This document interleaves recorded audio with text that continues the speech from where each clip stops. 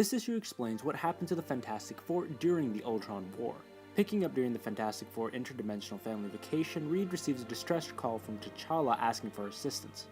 Doing their heroic duty, the Fantastic Four teleport back to Earth, leaving their kids behind. Unfortunately for Marvel's first family, their return home does not go too well. They find the Future Foundation destroyed with the children presumed dead.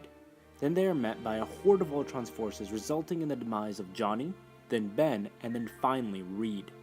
Only Susan survived and was found by the remaining Avengers. Back on their spaceship, Val and Franklin are left personalized messages from each of the now presumably deceased Fantastic Four members, though they try to take heart from the last words of their mother before she left. With the vast emptiness of space surrounding them, it is hard for them to feel anything but alone. So at the end of this issue, we see that Valor and Franklin are basically just left alone in space.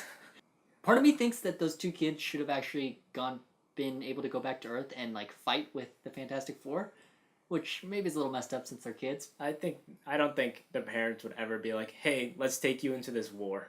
But Franklin's almost possibly the most powerful person in the Marvel Universe. Yeah, he'd be a good person to fight Ultron. I think his parents are far too responsible. But if we're going to talk about being a responsible parent, you don't just leave your kids stranded alone in space.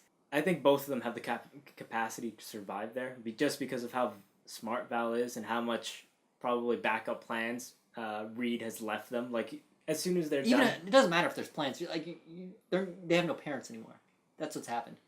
I mean, that's... So you're saying it would have been more responsible for them to just stay there in space and not respond to this? Well, they didn't do such a good job when they got to Earth anyways, so maybe they should... I think they have a responsibility to go be heroes, and within that responsibility, you don't endanger your entire family.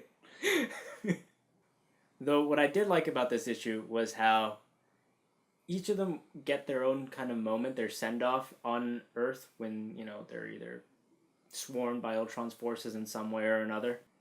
I kind of think Reed Richards was pretty good because it was like him trying to contain all these Ultron units that are self-destructing, but he's doing it for such a noble reason, and that's to save his wife. Yeah. Johnny basically just sacrifices himself right away.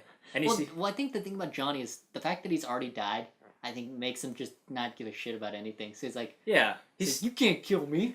He's basically like, he was reckless to begin with. Now he's beyond reckless. Yeah. Like, he really died for nothing. Ben Grimm just instantly starts creating a tunnel or a way out of that hole that they were in. So maybe they all could have got away anyway.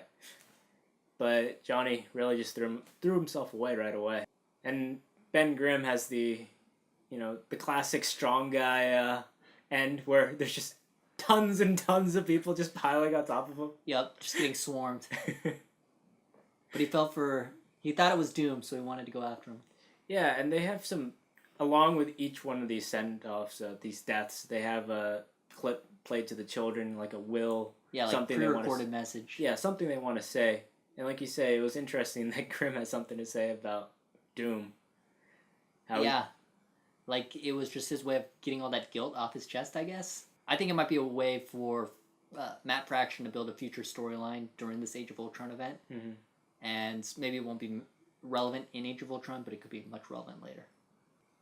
The one I really liked was Richards, where he, choked up to get the words out. Yeah. And he has a really good line that basically sums up his thoughts, which is, it doesn't matter what we do. What we do is all that matters. And I thought that was like a really good message as the final words to your kids.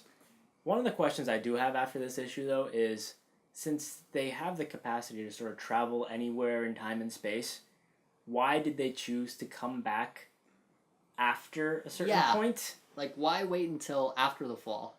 Yeah. What was stopping them from coming back maybe, like, just before the event happens, or...